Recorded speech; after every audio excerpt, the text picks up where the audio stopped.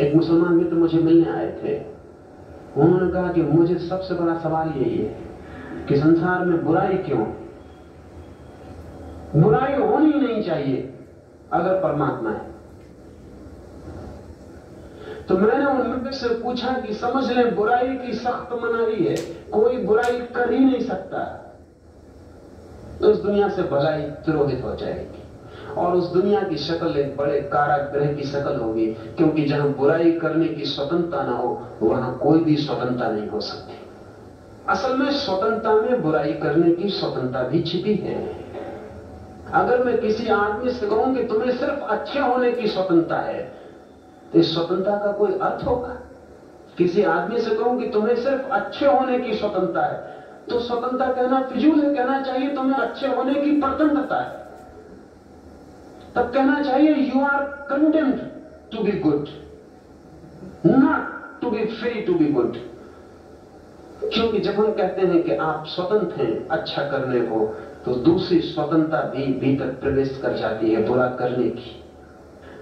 परमात्मा सर्वे सर्वा है, फिर भी नियंत्रण नहीं करता।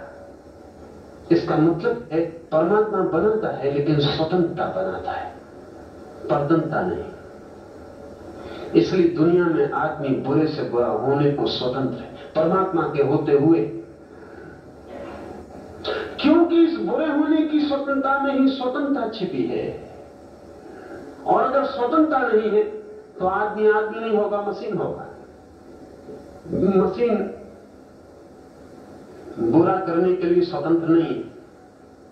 हम उससे जो करवाना चाहें करवा ले सकते हैं, इसीलिए वो मशीन है। आदमी चेतना स्वतंत्रता के बिना असंभव है। तो लाओस से कहता है कि बनाने वाला वही, लेकिन नियंत्रण नहीं करता है। He is the creator but not the controller. सृष्टा है लेकिन जेलर नहीं है। वह हमारा कारागृह बनाकर द्वार पर संतरे की तरह खड़ा हुआ नहीं है। बर्ट्रैंड रसल जैसे लोग कहते हैं कि इसी से शक होता है कि परमात्मा नहीं है, और मैं आपसे कहता हूं कि इसी से प्रमाणित होता है कि परमात्मा है।